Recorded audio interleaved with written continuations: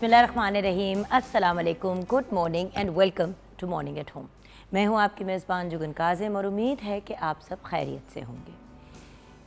Viewers, कुछ दिन पहले कहीं बैठे हुए थे, काम की कैपेसिटी में बात हो रही थी और किसी का नाम मैंने लिया और मैंने कहा कि जी उस शख्स से बात कर लेते हैं, सुना है कि वो अपने काम में बड़े प्रोफेशनल है।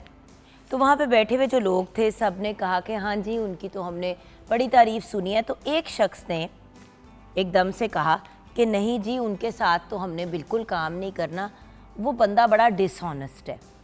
तो मैंने कहा कि अच्छा, डिसऑनेस्ट से मुराद? तो आगे से उनका जवाब ये आया कि भाई झूठ बहुत बोलते हैं और इधर उधर बहुत बात करते हैं और हेरा फेरी का बड़ा इनको प्रॉब्लम है। तो काम तो इनको अच्छा आता है, लेकिन प्रोफेशनली अगर बात की जाए तो ये डिसऑनेस्ट इंसान है, तो इनके साथ हम काम नहीं करेंगे, हमारी कंपनी नहीं काम करेगी।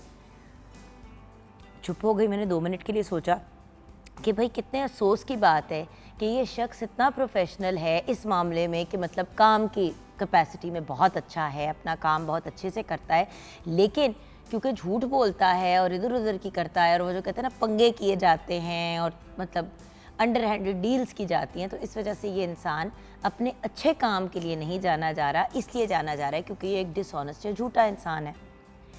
असल में व्यूअर्स, डिसऑनेस्टी सिर्फ झूठ बोलना नहीं होता। ऑनेस्ट का मतलब है जो इंसान सच्चा हो, डिसऑनेस्ट का मतलब ये है कि जो इंसान सच्चा ना हो। अब सच्चा इंसान, आप हमेशा उसको सच और झूठ से वाबस्ता करते हैं या उससे कनेक्ट करते हैं, लेकिन ऑनेस्ट इंसान तो वो है ना जो अपने काम के साथ भी सिंसियर हो। यानी कि अगर आपकी जॉब है और मतलब आपकी 9 से 5 बजे का टाइम है काम करने का, तो नमाज का ही एग्ज़ाम्पल ले लेते हैं। अब प्लीज़ कोई इस बात को माइंड ना करे, लेकिन ये चीज़ मैंने फैक्चुअली अपने अब इतने साल, पिछले 20 साल से काम कर रही हूँ, 20-25 साल से, तो मैंने भी अपनी काम की कैपेसिटी में कुछ ऐसी चीज़ें तो देखी हैं जिनमें मैं ख़ुद भी बड़ी हैरान हुई। तो नमाज का एक एग्ज़ाम्पल है। अब अक्सर मैंने देखा है कि लोग कहते हैं कि जी हम नमाज के लिए जा रहे हैं और अराउंड लंच टाइम क्योंकि ज़ोहर की नमाज़ का टाइम हो जाता है, तो लोग अक्सर कहते हैं कि जी हम नमाज़ भी पढ़ लेंगे और खाना भी खा के आ जाएंगे इस टाइम में, और 1.5-2 घंटे की ब्रेक ले लेते हैं। अब व्यूअर्स, आप भी जानते हैं और मैं भी जानती हूँ, वज़ू से लेकर नमाज तक का वक्त मैक्सिमम बहुत भी आप वो करें तो 10 मिनट से 15 मिनट की हम बात करें, 15 से 20 मिनट के टाइम फ्रेम की बात कर लें। 20 मिनट में और 1.5 घंटे में बड़ा फ़र्क होता है। खाना खाने की भी बात करें तो ज़्यादा से ज़्यादा 20 मिनट, आधा घंटा आपको लग जाता है खाना खाने में। 1.5 घंटे 2 घंटे की छुट्टी करके आना, फिर अगर बॉस ने पूछा कि कहाँ थे, क्या था, जी वो नमाज़ पढ़ने चला गया था। अब सबसे बड़ी बात यह कि जब नमाज की बात की जाती है तो कोई भी इंसान ये नहीं घूम के कहेगा कि तुमने नमाज़ क्यों पढ़ी या नमाज में इतना वक्त क्यों लिया। अपने काम के साथ भी ऑनेस्ट होना। अगर तो आपने जेन्युइनली जाके नमाज़ पढ़ी और फिर आपने अपना लंच खा के आपको इतना टाइम लगा तो समझ आती है, लेकिन अक्सर औकात जुम्मे की ब्रेक की जब बात करें तो अब वो 1.5 घंटे की 2 घंटे की ब्रेक होती है। तो जुम्मे की ब्रेक में भी अक्सर लोग जुम्मे की नमाज का कह के जाते हैं, लेकिन एक्चुअली नमाज नहीं पढ़ने जाते, वो लंच पे चले जाते हैं अपने कॉलीग्स के साथ या फ्रेंड्स के साथ। तो एक एग्ज़ाम्पल है, देखें लंच पे जा रहे हैं तो कह दें कि आप लंच पे ही गए हैं, इतनी क्या बड़ी बात है। आपको 1-1.5 आवर की अगर स्पेशली बैंक्स वगैरह ऐसी जगहों पे आपको ब्रेक मिलती है, आप गए, चाहे it's not a big deal. पर झूठ बोल के निकलना डिसऑनेस्टी के ही ज़ुमरे के अंदर आता है। ये तो एक काम की बात हो गई, आपकी रेपुटेशन ख़राब हो जाती है, प्रोफेशनली आप एक तरह से जाने जाते हैं। लेकिन घरों में और हमारी सोशल लाइफ में भी डिसऑनेस्टी का एक बहुत बड़ा किरदार, बहुत बड़ा रोल होता है। देखिए व्यूअर्स, बचपन से सच और झूठ का फ़र्क जो है इंसान जान जाता है। कैसे? छोटी सी उम्र पे हम अपने बच्चों को कहते हैं बेटा झूठ नहीं बोलना, बेटा गलत बयानी नहीं करनी, जो भी बात है आपने सच्चे सच्चे से बता देना है, डजेंट मैटर, ज़्यादा से ज़्यादा आपको डांट पिट जाएगी लेकिन झूठ नहीं बोलना। ये एक बहुत इंपॉर्टेंट एलिमेंट है तरबियत का जब बच्चे बड़े हो रहे होते हैं। सब कहते हैं, सब करते हैं, लेकिन फिर हम खुद ही झूठ बोल बोल के अपने बच्चों को झूठ बोलना सिखा देते हैं, जिसके बाद फिर हम हैरान होते हैं कि ये बच्चा हमसे क्यों झूठ बोल रहा है। बच्चे को कहा आपने झूठ नहीं बोलना, कोई मेहमान, कोई गेस्ट आए, उनके सामने आप कोई बात या कोई कहानी बता रहे, किसी ने कहा ओहो हमने आपको उस दिन फंक्शन पर बुलाया, आप तो आई ही नहीं, तो आगे से घूम के दूसरे इंसान ने, घर के किसी मेंबर ने, अम्मी अब्बा ने घूम के कहा हाँ जी उस दिन असल में फैमिली में बड़ी इमरजेंसी हो गई थी, हम आ नहीं पाए। अब बच्चे वहाँ पे बैठे हुए हैं और उनको पता है कि कोई फैमिली इमरजेंसी नहीं थी, इसलिए नहीं गए थे क्योंकि उस दिन मूड नहीं था जाने का। ये भी कहा जा सकता था ना कि बस बड़ा हमने सोचा कि हम आएंगे लेकिन हम आ नहीं पाए क्योंकि हमारी अपनी। अच्छा, अक्सर घर पे पहले तो ये होता था कि लैंडलाइन पे फ़ोन आता तो जो भी उठाता था इंसान, अब अपने पर्सनल मोबाइल पे फ़ोन आता है, सामने फ़ोन आ रहा होता है, बच्चे को कहेंगे बेटा ज़रा फ़ोन उठा के बता दो कि अम्मी तो इस वक्त सो रही हैं या अब्बू तो इस वक्त सो रहे हैं। अच्छा, ये नहीं देखते कि उससे पहले आधा पौना घंटा और उसके बाद भी 1-1.5 घंटा कॉन्स्टेंटली आप ऑनलाइन है। तो अगर किसी ने आपके व्हाट्सएप पे जाके चेक कर लिया तो साफ पता चल गया कि ये बंदा तो पिछले 1.5 घंटे से ऑनलाइन था। तो अम्मी सो रही हैं लेकिन अम्मी का मोबाइल कौन इस्तेमाल कर रहा है? फिर हम बच्चों पे डाल देते हैं, सॉरी जी फ़ोन नहीं कर पाए, वो बच्चे फ़ोन के साथ लगे हुए थे। सो द पॉइंट इज़, इस किस्म की जो हमें लगता है कि छोटी मोटी इधर उधर की बात या वाइट लाइज हमने कह दी, झूठ तो झूठ है व्यूअर्स, डिसऑनेस्टी डिसऑनेस्टी है। अगर हमने सच्चे और ऑनेस्ट होकर एक दूसरे के साथ नहीं चलना तो फिर किसी भी चीज़ का, किसी भी काम का क्या बेनिफिट, क्या फ़ायदा? देखिए, घर वाले अगर आपको झूठा कंसिडर करते हैं, आपकी सोशली जो आपके इर्द गिर्द जानने वाले हैं, बड़ी दफ़ा मैंने ये भी सुना है कहीं पे बैठे हुए, कहो जी वो फलां बंदी, हाँ जी वो नहीं आई, उसकी तबीयत नहीं ठीक। हो भाई रहने ही दो, उसकी तो हर वक्त ही तबीयत ख़राब होती है, नहीं आना तो बंदा कह देता है कि नहीं आना, गलत बयानियाँ करने की क्या ज़रूरत है? ऐसी बातें हम अक्सर सुनते हैं, बैठे होते हैं, गप लगा रहे होते हैं किसी के बारे में, तो कोई कहता है आय हाय उसकी तो बात ही ना करो, वो तो इतना झूठ बोलता है, इतना झूठ बोलता है, उसका तो कोई दीन ईमान ही नहीं है। सिंपल सी बात है व्यूअर्स, दीन ईमान तक बात आ जाती है कि लोग कहते हैं कि अगला झूठा इतना है या अगली इतना झूठ बोलती है। तो अपनी रेप्यूटेशन ये बना देना कि आप एक डिसऑनेस्ट इंसान हैं या आपको ट्रस्ट नहीं किया जा सकता, व्यूअर्स ये एक बहुत अफसोसनाक बात है, ये कोई अच्छी चीज़ नहीं है। और इस चीज़ की वजह से लोग भी आपको बड़ी अजीब निगाहों से देखते हैं, आपके बारे में अजीब तरीके से सोचते हैं। तो व्यूअर्स, वो कहते हैं ना, एक चुप 100 सुख, उसी तरह मैं तो कहती हूँ एक सच 100 सुख। आप झूठ में पड़े ही ना, क्योंकि व्यूअर्स वो एक झूठ आपको 70 और झूठ बुलवाता है। एक चीज़ की कैपेसिटी में आप गलत बयानी कर देते हैं, आप कॉन्स्टेंटली फंसते ही चले जाते हैं झूठ के एक जाल के अंदर, जिसमें से फिर निकलना बहुत मुश्किल होता है। सो अपने आप को एक ऑनेस्ट और सिंसियर इंसान की तरह अगर हम आगे लेके चलें, देखिए व्यूअर्स, हम किसी से कितना भी झूठ बोल लें, किसी के साथ कितना भी डिसऑनेस्ट हो जाए, आपकी ज़ात को और आपसे बढ़ के रब की ज़ात को तो पता है कि आपने सच बोला है कि झूठ बोला है। और जान हमने अपने रब को ही देनी है और जाना भी अपनी ही कब्र के अंदर है, अपने ही अमाल लेके। तो एक सच्ची और ऑनेस्ट अंदाज में ज़िंदगी को गुजारना मुश्किल बहुत है। ऑब्वियसली जब इंसान झूठ बोलता है या गलत बयानी करता है तो कभी कभी किसी बड़ी प्रॉब्लम से अपने आप को बड़ी आसानी से निकाल लेता है। आपको कोई काम कह रहा है, अच्छा एक और चीज़, ना कहना सीखें। हम लोग क्योंकि ना कहना, नो कहना नहीं सीखते तो हम झूठ बहुत ज़्यादा बोलते हैं। अब आप कहेंगे कैसे? सिंपल सी बात है व्यूअर्स, जब इंसान को कोई काम कहता है, हम वो काम नहीं करना चाहते तो हम कोई झूठ बोल देते हैं उस काम से निकलने के लिए। ये भी तो कहा जा सकता है ना कि जी हम रियली सॉरी, ये काम इस वक्त पॉसिबल नहीं है। अब इंसान फैमिली और ससुराल के मामले में बड़ी दफ़ा फंस जाता है। मेरी अपनी फैमिली, मेरे अपने ससुराल वाले मुझे कहते हैं तुम ना क्यों नहीं कहती, नो कह दिया करो कि ये पॉसिबल नहीं है, तुम हाँ कह देती हो, हम भी खुशी खुशी तुम्हारे ज़िम्मे काम लगा देते हैं, उसके बाद फिर तुम्हारी मिज निकल जाती है वो काम करते करते, तो फिर अपने आप को भी तंग करना और दूसरे का काम भी सही तरीके से नहीं हो पाता। सो व्यूअर्स, ये चीज़ मैं भी सीख रही हूँ अब, नो कहना। अगर कोई इंसान आपको कोई ऐसी चीज़ कह देता है जो आपके लिए पॉसिबल नहीं है तो आप नो कह दें। मुझे आज भी याद है, काफ़ी साल पहले की बात है, मेरे पास एक खातून काम करती थी, उसका कोई इमरजेंसी हो गई और उसने, और उस वक्त मैं सिंगल मदर थी, उसने कहा आप ही मुझे मसला पड़ गया, ये हो गया, ये हो गया, पता नहीं जो भी चीज़ थी वो 1 लाख 1.5 लाख टाइप की कोई चीज़ थी। तो वो ऑब्वियसली 15-20 साल पहले भी 1.5 लाख बड़ी एक अमाउंट होती थी। उसका जो भी मसला था वो हल कर दिया। उसने मुझे कहा अच्छा मैं उसको इतना कह देती कि भाई मैं तुम्हारी इतनी हेल्प कर देती हूँ, उसने जो कहा, जितना कहा, मैंने उसकी मदद कर दी। 6 दिन बाद मेरे बच्चे की फ़ीस ड्यू थी।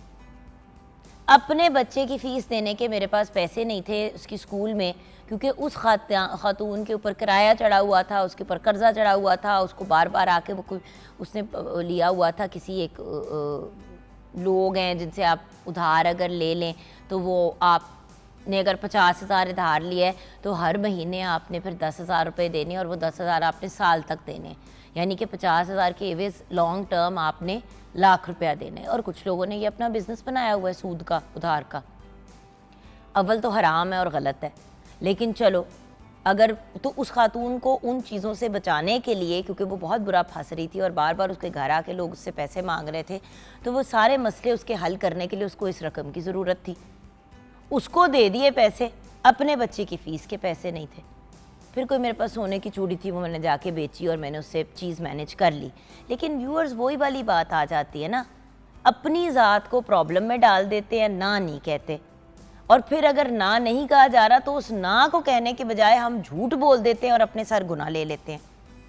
सो एक दफ़ा ही बंदा अगर ऑनेस्टी और सच्चाई के साथ आगे बढ़े तो हमारे बहुत से लाइफ के प्रॉब्लम्स व्यूअर्स हल हो जाते हैं। 042992000648 पे आप कॉल कर सकते हैं। मॉर्निंग एट होम हमारा फेसबुक का पेज है। आइए शेफ़ हिबा एहसन की तरफ रुख करते हैं जो किचन में हमारा वेट कर रही हैं। अस्सलाम वालेकुम। वालेकुम अस्सलाम। कैसी हो हिबा? मैं बिल्कुल ठीक हूँ, आप कैसी हैं? मैं ठीक हूँ हिबा। ये बताओ कि जब हम बात करते हैं ऑनेस्टी की और सच्चाई की, बिल्कुल, तो बड़ी दफ़ा हम झूठ इसलिए नहीं बोल रहे होते क्योंकि हमारी नीयत बुरी होती है। नीयत फिर भी अच्छी होती है, लेकिन हरकत हम ऐसी कर जाते हैं जो बहुत गलत है। नो डाउट हम लोग का दारोमदार नियतों पर है, लेकिन अब आप अपनी ज़िंदगी में झूठ को एक मेन अपनी सपोर्ट बना लें और मेन तरीका बना दें लोगों से कम्युनिकेट करने का, क्योंकि आप कहते हैं कि यार अगले का दिल दुख जाएगा, लेकिन आप अपने सर भी तो गुनाह जमा करते चले जा रहे हैं। एट द एंड आप अपने आसपास के लोगों को भी फिर झूठ बहुत नॉर्मलाइज कर रहे हैं, और अपने बच्चों के सामने बहुत नॉर्मलाइज कर रहे हैं। मदर योरसेल्फ, राइट, आप जितना झूठ अपने बच्चों के सामने बोलेगी वो उनके दिमाग की मेमोरी बैंक में दर्ज होता जाएगा। बिल्कुल ऐसा ही है। और देखिए सिंपल सी बात है, मैंने तो ऐसा भी देखा है कि बच्चे, मतलब बच्चों को माएँ कह रही होती हैं या बाप कह रहे होते हैं, मामा को ना ये बात कहना, बताना मत। एग्जैक्टली। तो पता नहीं क्यों हम इन चीज़ों में पढ़ते हैं कि यार अगर हमने इस लेवल की डिसऑनेस्टी अपने बच्चों को छोटी सी उम्र पे सिखानी है, फिर यही बच्चे आगे जाके झूठ बोलते हैं। एग्जैक्टली। स्कूल में भी बोलते हैं। भाई जहाँ पे उनको आसानी पैदा होती नज़र आ रही होती है वहाँ पे लोग फिर क्यों नहीं झूठ बोलेंगे? और बच्चे तो मासूम है, उनको कहाँ पता कॉन्सिक्वेंसेस का। ये तो बाद में पता चलता है। पेरेंट्स करेंगे तो उनको यही लगेगा कि ठीक है हम कर सकते हैं to get away with stuff. गलत बात है। बिल्कुल। तो सच और सच्चाई का साथ कॉन्स्टेंटली दें। अगर कोई चीज़ आपसे नहीं होती या पॉसिबल नहीं है, ना कर दें, ना कि अपने गले झूठ लें और फिर अपनी एक रेपुटेशन बना दें, क्योंकि व्यूअर्स झूठ हमेशा पकड़ा जाता है। मैंने ये बात अपनी लाइफ में देखी है। जब भी मैंने कभी गलत बयानी की है या कोई ऐसी बात की है तो बिला वजह बंदा पकड़ा, बिला वजह क्या प्रॉपर वजह से बंदा पकड़ा भी जाता है और फिर आपके जिम्मे एक बात लग जाती है कि आप झूठ बोलते हैं, आप झूठे हैं। बड़ी दफ़ा लोग इधर की उधर अपने दोस्तों की बातें करते हैं। दोस्त ने कहा मेरी बात ना करना, उसने कहा अच्छा चलो मैं नहीं करूँगी, जाके अपनी 4 दोस्तों में वो बात कह दी और कह दिया यार आप उसको बताना मत कि मैंने तुम्हें बताया। अब एक बात जो एक बंदे ने एक को कही, उसने 4 और को कही, वो 4 और को कहेंगे और हर बंदे को किसी की एक पर्सनल बात पता चल गई। भाई अगर आपसे सीक्रेट नहीं रखी जाती, आप उस वक्त अपने फ्रेंड को कह दें कि यार मुझे ये बात, मुझे मतलब ये बात ना बताओ, मतलब बिला वजह मेरे मुंह से निकल जाएगी। ये सच फिर भी काबिल कबूल है, ना कि किसी को ज़बान दे के आप झूठ बोल के फिर उसको तो ये भी एक चीज़ जो है झूठ और डिसऑनेस्टी के ज़ुमरे में आती है। एक दफ़ा किसी ने आपको अपनी पर्सनल बात बताई और आपने ज़बान दे दी कि आप आगे बात नहीं करेंगे, फिर आप अपनी ज़बान को लगाम दें, क्योंकि दुनिया का सबसे डेंजरस दोस्त वो है जो डिसऑनेस्ट दोस्त है। आज किचन में क्या बन रहा है? आज बना रहे हैं मलाई कोफ्ते। तो सच्ची सच्ची बताओ मुश्किल कितने हैं? बहुत आसान है। चलो, और इसके लिए थोड़ी सी इंग्रेडिएंट्स चाहिए सिर्फ, और एक कोफ्ते ये मैं खुद बनाए हैं। आप इसमें अगर आपके पास टाइम नहीं है, आपके मतलब गेस्ट आ रहे हैं, अनअनाउंस्ड गेस्ट, तो आप फ़ौरन ये फ्रोज़न कोफ्ते से, काफ्ता कबाब से भी बना सकते हैं। तो सबसे पहले कोफ्ते की रेसिपी शेयर कर देती हूँ आपको। उसके लिए चाहिए बोनलेस चिकन, मटन यूज़ कर लें, बीफ यूज़ कर लें आधा किलो। उसके साथ नमक हस्बे ज़ायका, काली मिर्च का पाउडर 1 चाय का चम्मच, सुरख मिर्च पाउडर 1 चाय का चम्मच, ज़ीरा 2 चाय के चम्मच, सूखा धनिया पाउडर 2 चाय के चम्मच, गरम मसाला 1 चाय का चम्मच, हरी मिर्चें आपको चाहिए 2 अदद, प्याज 1 अदद, हरा धनिया आधा कप, डबल रोटी के 2 स्लाइस चाहिए आपको, और तेल फ्राई करने के लिए। और इसके मसाले के लिए हमें चाहिए दही आधा किलो, क्रीम के 2 पैकेट, नमक हस्बे ज़ायका, दड़ा मिर्च 2 चाय के चम्मच, लहसुन पाउडर 2 चाय के चम्मच, प्याज 1 अदद, शिमला मिर्च 1 अदद, और तेल इसको पकाने के लिए हस्बे ज़रूरत।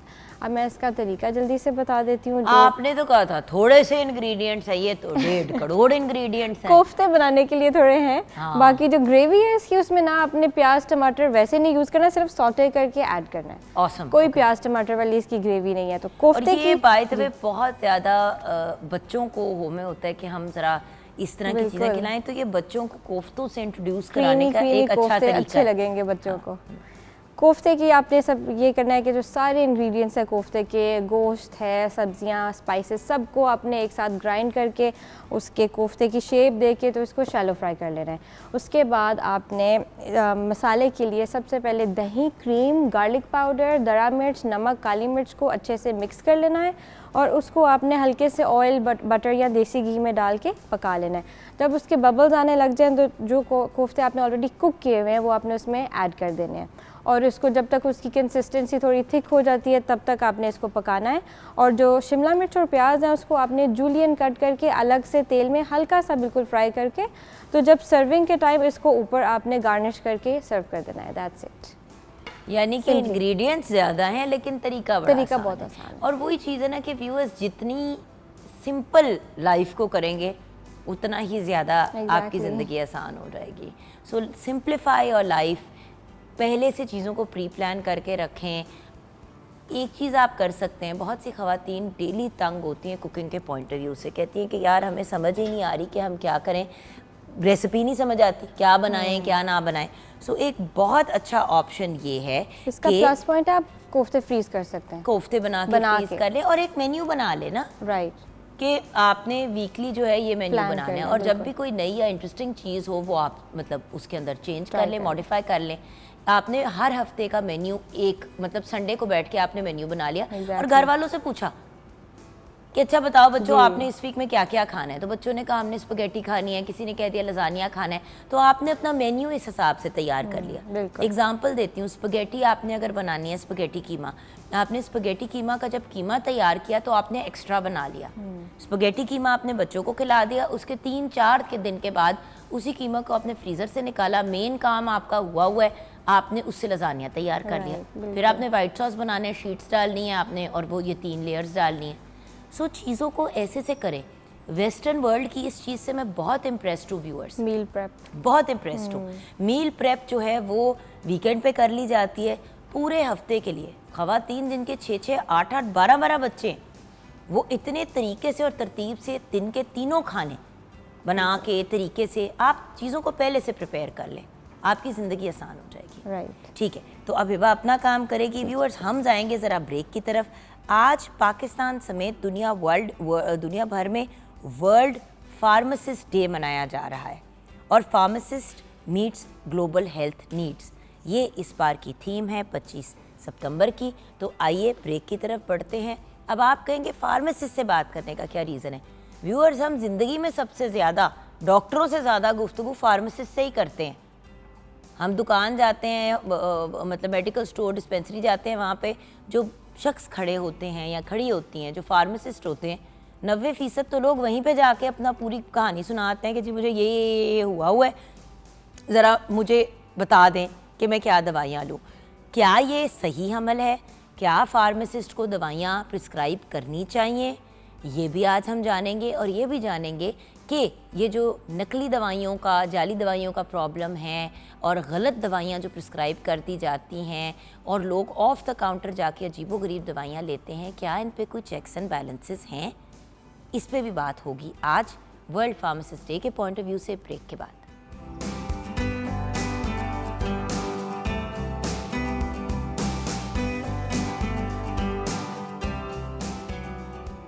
Welcome back from the break viewers. जैसे कि आप जानते हैं, मेरा तो एक ही फेवरेट स्लोगन है, ये मेरा अपना एक पर्सनल ओपिनियन है एंड आई थिंक सब मोस्टली लोग इसके साथ एग्री भी करते हैं कि किसी भी मुल्क का जब हेल्थ केयर का सिस्टम और तालीम का सिस्टम, एजुकेशन का सिस्टम सेट हो जाता है तो 90% उस मुल्क के मसाइल वैसे ही ख़त्म हो जाते हैं।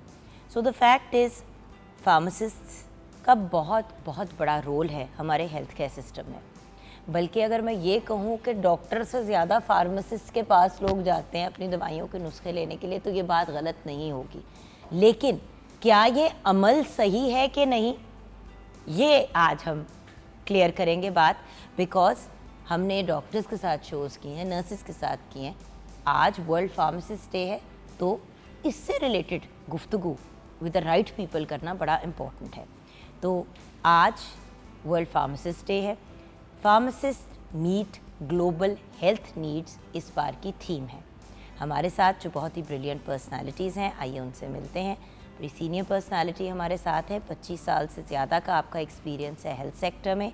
करंटली आप सेक्रेटरी हैं पंजाब क्वालिटी कंट्रोल बोर्ड के। हमारे साथ हैं डॉक्टर मुनव्वर हयात। अस्सलाम वालेकुम डॉक्टर साहब। वालेकुम सलाम। Thank you so much for joining us. Doctor साहब के साथ हमें ज्वाइन किया है डॉक्टर राबेल कंवल ने। आप रिप्रेजेंटेटिव हैं पाकिस्तान फार्मासिस्ट एसोसिएशन की and obviously she is a pharmacist herself also. अस्सलाम वालेकुम डॉक्टर साहिबा। अस्सलाम। क्या हाल है आपके? अल्लाह का शुक्र, बिल्कुल ठीक। अच्छा, सबसे पहले तो सर आपसे बात शुरू करेंगे। वर्ल्ड फार्मासिस्ट डे है क्या, इसको बनाने का मकसद क्या है? फार्मेसी सर्विसेज की रिकॉग्निशन के लिए एक डे स्पेसिफिक किया गया ताकि उसके ऊपर कुछ इवेंट्स करके, कुछ एक्टिविटीज़ करके लोगों को बताया जाए, because this profession was developed later on in this century. तो लोगों को इसके स्कोप और इसके बारे में इंफॉर्मेशन नहीं है। लोग ये समझते हैं कि ये भी एक तरह से कोई अलाइड हेल्थ प्रोफेशनल्स हैं जो कि डिस्पेंसर्स और उनके, जबकि ये highly qualified graduates which are the expert of the medicine. तो इस दिन हम एक्टिविटीज़ करते हैं और बताते हैं फार्मेसी प्रोफेशन क्या है, उसका स्कोप क्या है और फार्मासिस्ट की क्या ड्यूटीज़ होनी चाहिए। तो इस हिसाब से हम हर साल 25 सितंबर को ये दिन मनाते हैं। फार्मासिस्ट है क्या डॉक्टर साहिबा? फार्मासिस्ट बेसिकली क्योंकि लोग कंपाउंडर भी कहते हैं, जी। लोग ये भी कहते हैं वो दवाई की दुकान ਤੇ जाओ तो डॉक्टर बया होंदा है, ਉਹਦੇ ਨਾਲ ਤੁਸੀਂ ਗੱਲ कर लेना। मतलब आई एम जस्ट सेइंग, तो फार्मासिस्ट एक्चुअली होता क्या है, उस बेचारे का रोल क्या है या बेचारी का? Pharmacist basically custodian of drug है। अगर आप देखें प्रोडक्शन ऑफ मेडिसिन से लेके एडमिनिस्ट्रेशन ऑफ ड्रग तक, पेशेंट एडमिनिस्ट्रेशन तक, हर जगह पे फार्मासिस्ट का रोल है। स्टोरेज में, डिलीवरी ऑफ मेडिसिन, उर्दू में अगर आप बात करेंगे डॉक्टर साहब तो जी। सबको समझ भी आ जाएगी। हाँ, दवाइयों के बनाने से लेके मरीज़ों के इस्तेमाल तक जो है फार्मासिस्ट का हर जगह पे रोल है। और उसमें उसको स्टोर कैसे किया जाता है, मरीज़ तक कैसे पहुंचाई जाए, मरीज़ को किस मकदार में लगाई जाए, हर चीज़ में फार्मासिस्ट का एक रोल है। तो मुझे एक बात बताएं, फार्मासिस्ट होता क्या है? क्या वो प्रॉपर MBBS डॉक्टर होता है? वो क्या एग्जैक्टली उसकी क्वालिफिकेशन क्या होती है? असल में डॉक्टर साहब ये अंडरस्टैंड, डॉक्टर साहब एंड डॉक्टर साहिबा ये अंडरस्टैंड करना बड़ा ज़रूरी है ना व्यूअर्स के लिए, क्योंकि लोग तो चले जाते हैं और पूरी प्रिस्क्रिप्शंस ले लेते हैं और उस पर चलते हैं एंड यूजुअली ठीक ही होती हैं प्रिस्क्रिप्शंस। यूजुअली कभी कभी ज़रा ऊंच नीच हो जाती है कि असल में फार्मासिस्ट नहीं सामने खड़ा होता, वो उसका छोटा खड़ा होता है और उसने अपनी तरफ से नुस्खा बना के दे दिया, ये भी होता है जी। देखिए बेसिकली जो MBBS डॉक्टर है, जिसको हम फिजिशियन भी कहते हैं, उसका रोल डायग्नोसिस ऑफ डिजीज़ है, ठीक है। और जो फार्मासिस्ट है उसका, डॉक्टर ने आपकी बीमारी की तशख़ीस करनी है और जो अद्वियात का इस्तेमाल है वो फार्मासिस्ट ने आपको बताना है। उसकी मकदार कितनी होगी, उसकी एडजस्टमेंट कैसे होगी, उसको कहाँ पे आपने रखना है, खाने से पहले इस्तेमाल करनी है, खाने के बाद इस्तेमाल करनी है, किस दवाई के साथ कौन सी दवाई इस्तेमाल नहीं करनी है, किस फूड के साथ आपने दवाई नहीं इस्तेमाल करनी है, पानी के साथ लेना है, दूध के साथ लेना है, ये सारा कुछ आपको एक फार्मासिस्ट गाइड करता है। ओके, बट फार्मेसी की प्रॉपर डिग्री होती है, राइट? बिल्कुल। सो यानी कि जो भी बंदा फार्मेसी के अंदर खड़ा हुआ है ज़रूरी नहीं है कि वो फार्मासिस्ट हो। एग्जैक्टली। क्योंकि मेरे ख्याल से हर दवाई की दुकान पे एक फार्मासिस्ट होता है या होती है, और बाकी सारे जो हैं वो वहाँ पे जिस तरह नॉर्मल वर्कर्स होते हैं, सेल्स पीपल होते हैं, करेक्ट? जी। मैं किसी ऐसी फार्मेसी को व्यूअर्स नहीं जानती जहाँ पे 15 फार्मासिस्ट खड़े हों। इवन बाहर के ममालिक में एक मेन फार्मासिस्ट होता है और बाकी उनको असिस्ट करने के लिए लोग होते हैं, और ज़रूरी नहीं है कि वो सारे फार्मासिस्ट ही हों। जी, करेक्ट? ऐसे। ये बात इसलिए क्लियर करनी ज़रूरी है क्योंकि डॉक्टर साहब सबसे बड़ा मसला हमारे मुल्क में आजकल ये है कि हर बंदा फार्मासिस्ट के पास जाता है, मतलब दुकान में जाता है दवाई की, और अपने सिम्टम्स बता के दवाई लेके आ जाता है। तो क्या फार्मासिस्ट का ये भी रोल है, जो और किस हद तक ये रोल? जी, जो फार्मासिस्ट है एक्चुअली उसकी जो ड्यूटी है फार्मेसी के ऊपर वो है राइट डिस्पेंसिंग ऑफ मेडिसिन की। और जो अब जो फार्मासिस्ट है he is bachelor degree in pharmacy, वो डॉक्टर ऑफ फार्मेसी होता है, जो कि वो एफएससी के बाद 5 साल करता है। अब एक तो हमने पंजाब हुकूमत ने ड्रग रूल्स के अंदर मैंडेटरी कर दिया है कि जो उनको लाइसेंस या परमिट फार्मेसी को इशू होता है वो on the basis of pharmacist issue होता है, यानी फार्मेसी का लाइसेंस किसी और क्वालिफिकेशन पे इशू नहीं हो सकता, इवन डॉक्टर को भी इशू नहीं हो सकता। तो अब जब आप फार्मासिस्ट के पास जाते हैं तो न्यू रूल्स में अब हुकूमत जो है ये अमेंडमेंट करनी जा रही है कि कुछ ड्रग्स हैं जिनको हम हेल्थ एंड ओटीसी ड्रग्स कहते हैं, जैसे अगर आपको डिस्प्रिन चाहिए सिंपल, आपको पैरासीटामोल चाहिए सिंपल, तो यूके के अंदर, यूएसए के अंदर it is allowed. This counter is called pharmacist prescription counter. और बल्कि फार्मासिस्ट प्रिस्क्रिप्शन क्या डॉक्टर साहब, मैं जिस Yes. तरह अभी पिछले दिनों कनाडा में थी तो मैंने वहाँ से पैरासीटामोल, क्योंकि वहाँ पे दूसरे नाम से होती है और वो जो भी है एक आदत है, जब भी जाती हूँ तो ले आती हूँ, आइबुप्रोफेन, पैरासीटामोल, अपनी माइग्रेन की दवाई, ये 2-4 चीज़ें जो ऑफ द काउंटर मिलती हैं वो आप जाके ले लेते हो, आप उठा लेते हो, आप काउंटर पे ले जाते हो। ज़्यादा से ज़्यादा वो आपसे 1-2 सवाल करते हैं कि जी ये आपको पता है आप क्यों ले रहे हैं, एलर्जी की दवाइयाँ। तो ये तो जो फार्मासिस्ट है वो प्रिस्क्राइब कर सकता है इसको हम कि आप ये ले लें, ये ना लें। इसको हम लीगल लैंग्वेज में कहते हैं हेल्थ काउंसलिंग, यानी फार्मासिस्ट आपके साथ काउंसलिंग करता है कि अगर आप ये मेडिसिन ले रहे हैं तो कहीं ये ना हो कि वो आपकी किसी और डिजीज़ के साथ या किसी और ड्रग के साथ, वो आपसे पूछेगा आप ये ले रहे हैं, आप कोई और मेडिसिन ले रहे हैं, तो ही नोज वेरी वेल कि इस ड्रग का उस ड्रग से कोई इंटरेक्शन है। क्योंकि डॉक्टर साहब देखें ना, एस्प्रिन जो है एक ऐसी दवाई है जो सबसे हल्की है, वो पैरासीटामोल से भी और आइबुप्रोफेन से भी हल्की है, लेकिन एस्प्रिन की एक साइड इफेक्ट ये है कि वो आपका खून पतला करती है। अब अगर आपको कोई दिल की प्रॉब्लम है या दिल के अमराज हैं, आप ऑलरेडी एस्प्रिन ले रहे हैं, आप एक्स्ट्रा ले लें, या आपको कोई और पहले ब्लड थिनर कोई और ले रहे हैं तो ये आपका इफेक्ट ऐड कर देगी, जिसे हम एडिटिव इफेक्ट कहते हैं। तो these synergism effect, additive effects, negative effects, these are the main study parts of the pharmacist। तो इसलिए हम डॉक्टर ज़रात को कहते हैं कि जो आप नुस्खा लिखते हैं हम उसके ऊपर फार्मेसी के ऊपर पेशेंट से काउंसलिंग करना ज़रूरी समझते हैं कि डॉक्टर ने दिन में 200 मरीज़ देखने हैं, 150 मरीज़ देखने हैं, कोई अल्लाह ना करे उससे ऐसी मिस्टेक हो जाए। तो हम दुनिया में ऐसे है कि वो उस डॉक्टर को कॉल करते हैं और कहते हैं doctor you have prescribe this drug, may I right कि this person is suffering with that disease, or you have prescribed, he can change his prescription. तो हम भी अब इसी मॉडल में जा रहे हैं। आप लाहौर में, बिग सिटीज, इस्लामाबाद में देखें जो हमारी फार्मेसीज हैं, these are like model pharmacies in the world. और अब हम इवन फार्मेसीज को, जैसे आपने कहा कि वन फार्मेसी, जो फार्मेसी अब अगर 8-10 घंटे से ज़्यादा चलती है तो we are forcing them in the rules कि वो 2 फार्मासिस्ट रखे, अगर वो 24/7 चलता है तो वो 3 फार्मासिस्ट रखे, and we are adding a locum pharmacist, replacement pharmacist. फ़र्ज़ करें रबेल फार्मेसी पे आई है, इसे हेल्थ इशू बन गया तो ये अपने घर चली गई है, तो what is the replacement? Now it is added in the rules कि हम ऐड कर रहे हैं कि ये फ़ौरन अपने किसी कुलीग को इंटीमेट करे, वो इसकी जगह फार्मेसी पे आ जाए और ये चली जाए। तो दुनिया में भी ऐसे होता है। तो dispensing and medicine custodian is the basic responsibility. तो यानी कि फार्मासिस्ट का बहुत बड़ा रोल, बहुत बड़ा रोल। फिर सेल्फ मेडिकेशन के क्या नुकसान है? 3 आते हैं ना टेयर्स, एक होता है डॉक्टर ने प्रिस्क्राइब किया, एक आप गए फार्मासिस्ट के पास, उसने आपको प्रिस्क्राइब किया। अगेन फार्मासिस्ट से नुस्खा लें, प्लीज़ फार्मासिस्ट से नुस्खा लें। वहाँ पे चेक करें कि जिससे आप बात कर रहे हैं वो फार्मासिस्ट ही है कि नहीं, क्योंकि देखिए व्यूअर्स अल्टीमेटली दुकान है, लोगों ने अपना प्रोडक्ट बेचना है, ठीक है। अब उन्होंने भी दवाइयाँ ख़रीदी हुई हैं, वो दवाइयाँ आगे से बिकनी हैं, राइट, तो फिर उनके पैसे पूरे होने हैं, तो वो तो आप जो भी कहेंगे और जैसे भी कहेंगे वो तो पहुँच जाएंगे, वो तो आपको दे देंगे। लेकिन प्लीज़ अगर आपके पास नुस्खा नहीं है और आप जा रहे हैं किसी बेसिक चीज़ के लिए कि साइनस ये वो वटेवर, तो प्लीज़ जाके फार्मासिस्ट से ही बात करके दवाई का नुस्खा लें। अगर पहली बात तो ये हो गई। और तीसरा टियर होता है सेल्फ मेडिकेशन। सेल्फ मेडिकेशन के बारे में आप क्या कहेंगी मैम?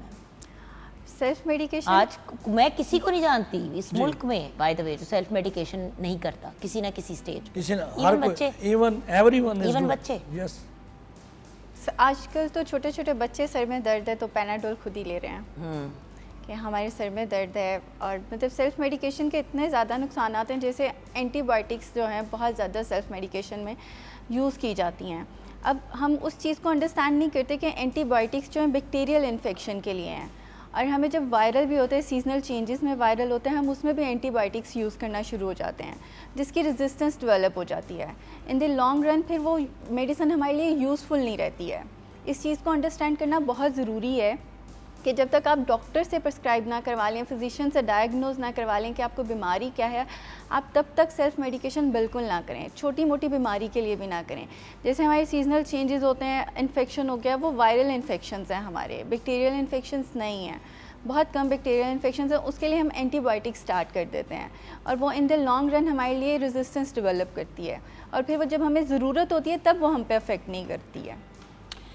तो ब्रेक की तरफ जाएंगे व्यूअर्स। डॉक्टर साहब आपका ओपिनियन इस पे लेना बहुत ज़रूरी है क्योंकि आप इसके चेक्स एंड बैलेंसेस पे भी ऑब्वियसली बहुत ज़्यादा काम करें, क्योंकि एंटी माइक्रोबियल रेजिस्टेंस जो है ये एक बहुत बड़ा इशू हमारे यहाँ अब बनना शुरू हो गया है और बल्कि पूरी दुनिया में हो ये रहा है कि एंटीबायोटिक का इतना इस्तेमाल किया गया है, बच्चा अभी 2-3 महीने का नहीं होता उसको पहली डोज एंटीबायोटिक की दे दी जाती है।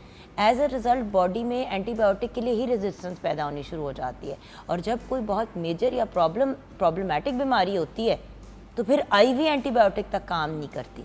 सो बात ये है कि अपने आप को खुद ही एक चीज़ से इम्यून कर देना जो आगे जाके आपकी जान बचा सकती है, इस पे डिस्कशन करेंगे ब्रेक के बाद।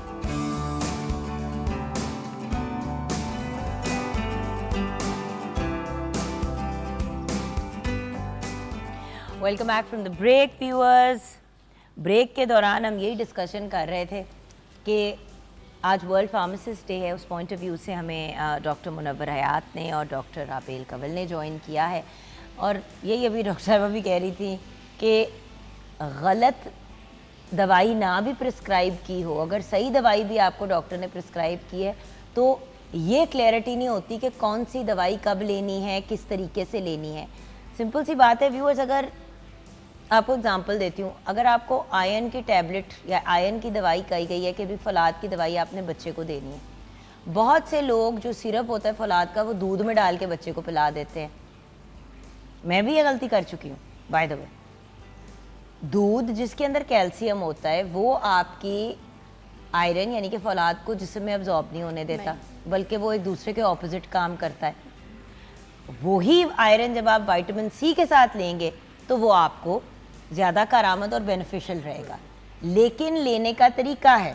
अगर आयरन खाली पेट पे लिया जाए तो उसका ज़्यादा अच्छा असर है, भरे पेट पे लेंगे, उससे पहले आपने डेयरी लिया होगा, चाहे 1 घंटा पहले चाहे आधा घंटा पहले भी आपने दूध पिया हो, उसका असर, या क्रीम या चीज़ खाई हो। सो ये चीज़ें जानना ज़रूरी है और यहाँ पे फार्मासिस्ट का बहुत एक इम्पॉर्टेंट रोल आता है। अच्छा डॉक्टर साहब, हम बात कर रहे थे सेल्फ मेडिकेशन की और आपने डॉक्टर साहब पॉइंट आउट किया, तो ये जो एंटीबायोटिक का बिला वजह प्रिस्क्राइब किया जाता है बार बार, जब डॉक्टर पे जाओ वो एंटीबायोटिक प्रिस्क्राइब करते हैं। जो एंटी माइक्रोबियल रेजिस्टेंस का अगर हम डाटा ग्लोबली देखें तो जितने भी ये हमारे अंडर डेवलप कंट्रीज़ हैं, ये अभी एक लास्ट भी आर्टिकल शाया हुआ है, वो कहते हैं इतने लोग डेंगू से नहीं मरे जितने एंटी माइक्रोबियल रेजिस्टेंस से डेथ हो रही इन अंडर डेवलप। क्यों कि हमने जो अंडर डेवलपमेंट कंट्रीज़ हैं, हमने वो रिस्ट्रिक्शंस एंटीबायोटिक्स के ऊपर अप्लाई नहीं की कि जो प्रिस्क्राइबर है, आप भी दुनिया में जाते हैं प्रोस्क्राइबर के लिए गाइडलाइन है कि अगर किसी को किस काइंड की इन्फेक्शन है तो आपने फर्स्ट लाइन ड्रग्स लिखनी है, एंटीबायोटिक लिखनी है। ये नहीं है कि उसका गला आज ख़राब हुआ है और आप उसे अल्टीमेट चॉइस जो अमोक्सिसिलिन के बाद हम कहते हैं कि जी आप क्यूनोलोन्स ग्रुप में जाके लिख रहे हैं, तो उससे क्या होगा, उससे ये एंटीमाइक्रोबियल रेजिस्टेंस आएगा। अब यही रोल प्ले करता है फार्मासिस्ट कि आप हस्पतालों में ख़ास तौर पे जहाँ वार्ड में डॉक्टर राउंड कर रहे होते हैं, वो चार्ट्स पे दवाइयाँ लिखते हैं, तो प्रॉपर मेडिसन ना लिखे होने की वजह से हम कहते हैं कि पेशेंट को जो इंश्योर करता है फार्मासिस्ट कि राइट मेडिसन राइट पेशेंट को राइट टाइम के ऊपर राइट डोज के अंदर राइट रूट से दी गई है। तो ये जो 5-6 राइट्स हम क्लेम करते हैं, हम कहते हैं दीज आर वेरी एसेंशियल, कि आपको पता होना चाहिए कि अगर आप ओमिप्राजोल एम्प्टी स्टमक लेंगे तो उसके क्या बेनिफिट हैं।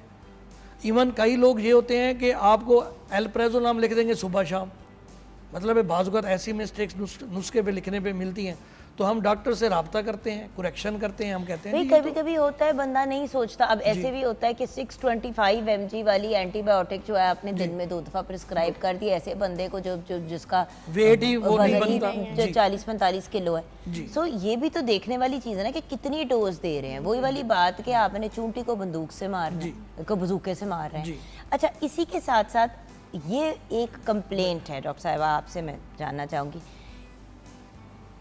इतनी आसानी से मतलब ओपियोइड्स, नारकोटिक लेवल की ड्रग्स, मतलब इतनी हैवी दवाइयाँ दे दी जाती हैं, मतलब हर बंदे के घर के अंदर, मैं अब नाम नहीं लेना चाहूँगी, कुछ ऐसी दवाइयाँ पड़ी होती हैं जो नींद के लिए, रिलैक्स करने के लिए और दूसरी चीज़ें के लिए होती हैं।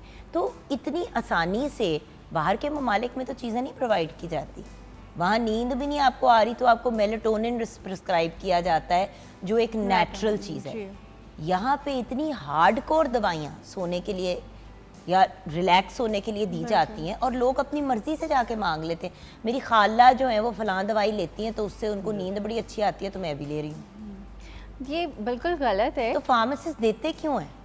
नहीं, बहुत अच्छी फार्मासिस्ट पे जहाँ पे क्वालिफाइड पर्सन अवेलेबल है और हमारे मतलब एक रूल्स एंड रेगुलेशन सेट हैं। जैसे सर ने पहले आपको बताया है कि कोई भी फार्मेसी जो है विदाउट क्वालिफाइड पर्सन के लाइसेंस के नहीं चलाई जा सकती।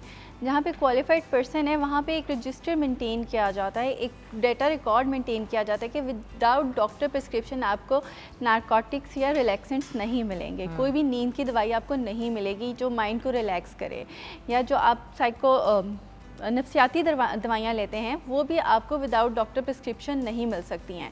उन पे एक गाइडलाइंस हैं गवर्नमेंट की तरफ से भी, चेक एंड बैलेंस है कि वो आपको डॉक्टर के नुस्खे के बिना कोई दवाई नहीं देंगे ऐसे। लेकिन जहाँ पे फार्मासिस्ट अवेलेबल नहीं है, जैसे एक ड्यूटी पे एक टाइम पे मॉर्निंग शिफ्ट में अवेलेबल है, जैसे सर ने पहले ही बताया कि गाइडलाइंस बनाई जा रही हैं कि इवनिंग में भी, नाइट में भी अगर आपकी 24/7 फार्मेसी चल रही है तो वहाँ पे फार्मासिस्ट अवेलेबिलिटी ज़रूर हो। सेम टाइम ऐसे होता है कि इवनिंग में या मॉर्निंग में अगर फार्मासिस्ट अवेलेबल नहीं है तो उसकी एब्सेंस में, लेकिन अब तो फार्मासिस्ट की अनअवेलेबिलिटी में वो ड्रग भी लॉक में होती है। मेरा अपना पर्सनल एक्सपीरियंस है, मैं एक फार्मेसी पे गई और वहाँ पे मुझे चाहिए थी रिलैक्सेंट अपनी मदर के लिए। मैंने उनको अपना कार्ड भी दिखाया लेकिन उनका फार्मासिस्ट अवेलेबल नहीं था। उन्हें मुझे मेरा कार्ड देख के भी मुझे वो मेडिसिन नहीं दी। बहुत सारी फार्मेसीज हैं, हमें फार्मासिस्ट पे ये स्ट्रिक्टनेस करनी पड़ेगी, रूल्स एंड रेगुलेशंस बनाने पड़ेंगे कि फार्मासिस्ट की अवेलेबिलिटी में ही सिर्फ ये मेडिसिन प्रिस्क्रिप्शन देख के दी जाए। अदरवाइज़ ये मेडिसिन अगर फार्मासिस्ट नहीं है तो ये मेडिसिन बिल्कुल भी ना दी जाए किसी को। अच्छा, अब यहाँ से मैं गुफ्तगू को ले जाना चाहूँगी एक और बहुत बड़ा हमारे यहाँ जो एक प्रॉब्लम है, इशू है। आप मतलब अब कुछ दवाइयाँ ऐसी मार्केट में अवेलेबल हैं। अच्छा, इसी के अंदर मैं इंक्लूड कर लूँगी व्यूअर्स, एक ऐसी दवाई है जो लोग लेते हैं इंजेक्शंस वगैरह अपना वज़न कम करने के लिए। वो दवाई बुरी नहीं है व्यूअर्स, वो दवाई एक लाइफ सेविंग ड्रग है और उसी के जो नाम की आगे पीछे और है। प्रॉब्लम कहाँ आ रही है? प्रॉब्लम वहाँ पे आ रही है कि जिसके काम की नहीं है वो दवाई वो बंदा ले रहा है। तो कंपनी बुरी नहीं है, जो लोग इस्तेमाल कर रहे हैं वो गलत है। आप सोचें कि डॉक्टर साहब, मुझे किसी ने, मेरी एक जानने वाली है, उसने मैसेज किया, उसने कहा यार जुगन प्लीज़ मेरे लिए ना ये वाले इंजेक्शन जो हैं तुम प्लीज़ ले आना 6 या 8। मैंने कहा क्यों? यार यहाँ पे बड़े महंगे मिलते हैं। मैंने कहा ओके। कहती है उसके अलावा प्रिस्क्रिप्शन के बगैर भी नहीं मिलते। तो मैंने कहा अगर प्रिस्क्रिप्शन के बगैर वहाँ नहीं मिलते तो यहाँ से कैसे मिल? कहती है यहाँ पे बड़े आराम से मिल जाते हैं। तो मैं बताऊँगी तुम इस या इस फार्मेसी पे जाना और उनसे ले आना, 3 एक से उठा लाना, 3 एक। मैंने उनसे बात कर ली है। मैंने कहा तुम्हें वहाँ से बैठे हुए उनसे? कहती है हाँ मैंने उनको बता दिए, तो उन्होंने कहा है वो तुम्हें दे देंगे, तो तुम ना जाके या ड्राइवर को भिजवा देना। अच्छा मैं नहीं लेके गई। एक बात, खुदा ना खास्ता उसको कोई बीमारी या कोई चीज़ हो जाती तो सारी ज़िंदगी उसके ख़ानदान वालों ने मुझे गालियाँ निकाली थी कि तू लेके आई थी। दूसरी बात, जब उसका कोई नुस्खा ही नहीं है, नुस्खे के बगैर मैं चलो इधर से तो उठा लेती हूँ, वहाँ पे भी तो किसी ने उसको नुस्खा नहीं दिया हुआ। तीसरी बात, जाली है कि सही है मुझे क्या पता। अब मैं जाली दवाई की तरफ आना चाहूँगी। जाली दवाइयों की बहुत ज़्यादा कंप्लेन आ रही है। क्या इतनी जाली दवाइयाँ हैं मार्केट में जितनी खबरें बार बार निकलती हैं? आपके जो बात है इसमें मैं पहली बात को मैं क्लियर दोनों करूंगा। चीज़ों को कवर करवाना चाहूँगी, पहली आपसे बात भी मैम और सर आपसे कि इंजेक्शन हैं दुनिया के अंदर, ये लॉन्ग एक्टिंग इंसुलिन्स हैं जो कि शुगर के पेशेंट्स के लिए यूज़ की गई हैं कि वो इंसुलिन डेली लेने की बजाय वीकली ले लें। तो ये ड्रग्स का असल जो पर्पज़ है, जो FDA अप्रूव्ड है, वो इस पर्पज़ के लिए है कि आपकी HbA1c जो है वो बेहतर हो और आपका शुगर हाइपोग्लाइसीमिक कंट्रोल जो है वो अच्छा हो जाए। अब इसको जब कोई ड्रग लॉन्ग टाइम यूज़ होती है कम्युनिटी में तो उसके अदर इफ़ेक्ट जिनको हम ADRs कहते हैं वो रिपोर्ट हुए, तो डॉक्टर के इसको ऑफ लेबल यूज़ भी दुनिया की लैंग्वेज में कहा जाता है। अभी ये एक इंजेक्शन आई वाले इंजेक्शन का मसला हुआ था, तो अब ये उसका ऑफ लेबल यूज़ है। तो डॉक्टर्स ने मेन यूज़ की बजाय ऑफ लेबल यूज़ में फॉर वेट रिडक्शन इसको प्रेस्क्राइब करना शुरू किया है। On their experience base risk and benefits को मद्देनजर रख के लिखा जाता है। अगर आप सीवियरली प्री डायबिटिक हैं और आपका वेट बहुत ज्यादा है तो ये आपके लिए एक जानलेवा दवाई भी बचाने वाली दवाई भी बन सकती है। लेकिन जब कोई बंदा जिसने सिर्फ 5 पाउंड कम करने हैं वो इस दवाई को लेगा, या 20 पाउंड कम करने हैं और सिर्फ वेट कम करना है, कोई इशू नहीं है, प्री डायबिटिक भी नहीं है, you are asking for trouble. Even pre diabetic में नहीं रेकमेंड करते। मेरे हस्बैंड ने बड़ी कोशिश की कि वो प्री डायबिटिक कैटेगरी में आता है, बॉर्डर लाइन पे, तो कहीं उसको डॉक्टर ने कहा सॉरी खुदाफिज नॉट हैपनिंग, बिल्कुल नहीं यूज करनी। तुम्हारा वैसे ही गॉल ब्लैडर रिमूव हो चुका है, तुम्हें स्टेंट भी डला हुआ है, you are not a candidate, thank you very much, go. तो ये शुगर की दवाई है, तो आप डॉक्टर ने देखना है कि इसका रिस्क बेनिफिट रेंज कहाँ बनती है, वो आपको बताएगा। देन इसकी जो अवेलेबिलिटी है, अभी पंजाब गवर्नमेंट ने पिछले कोई 3-4 माह में बड़ा स्ट्रिक्ट एक्शन लिया और उस कंपनी को बाउंड किया है कि अब ये फार्मेसी में फ्रीली अवेलेबल नहीं होगी।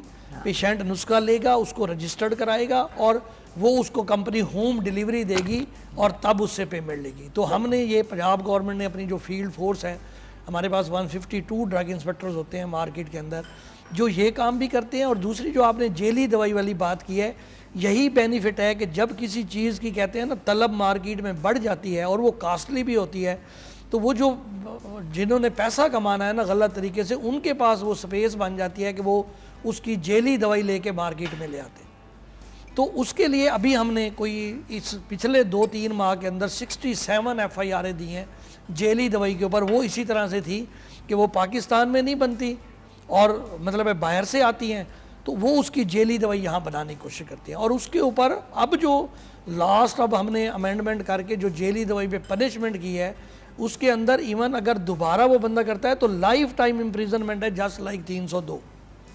और उसके अंदर हमने 50 करोड़ जुर्माना और 12 साल कैद मतलब है की है। तो अब इससे थोड़ा सा जब मैं वही कह रही हूँ, मतलब एक्चुअली कुछ ऐसा होना चाहिए जिससे अगले को थोड़ा चुभे भी। Because with all due respect sir, जब 2 लाख 8 लाख इवन करोड़ का फाइन ऐसे लोगों पे जाता है, उनको कोई फर्क नहीं पड़ता क्योंकि वो करोड़ों कमा रहे होते हैं ऑलरेडी इससे। और एक बड़ी बात ये, अच्छा डॉक्टर साहब व्हाट डू यू डू, जब आपके पास कोई आता है और कहता है कि जी इस दवाई से तो उल्टा मुझे ये हो गया, तो आप लोग फिर कैसे हैंडल करते हैं? हम लोग उसको देखें, आपने जैसे अभी बताया कि आपके और बंदे को कैसे पता चले कि आप जाली ले रहे हो कि ओरिजिनल ले रहे हो? देखें दुकानदार बेच रहा है, उसके पास भी आई है किसी जगह से। एक तो जैसे आपने अभी बात की कि आपके किसी रिलेटिव ने आपसे कहा कि आप ये दवाई लेते आएँ, हम ये चीज़ नहीं देखते कि हम मंगवाते हुए उसकी स्टोरेज कंडीशन को बिल्कुल माइंड में नहीं रखते। मेडिसिन स्टोरेज टेम्परेचर है एक, जो around up to 30 degree centigrade है, और फ्रिज आइटम्स का 2 to 8 डिग्री सेंटीग्रेड्स है। लेकिन हम जब इसको कैरी करेंगे लगेज में, जो एयरपोर्ट्स पर लगेज कैरी एरिया होता है, जो उसका टेम्परेचर कंट्रोल वो मेजरमेंट्स नहीं है।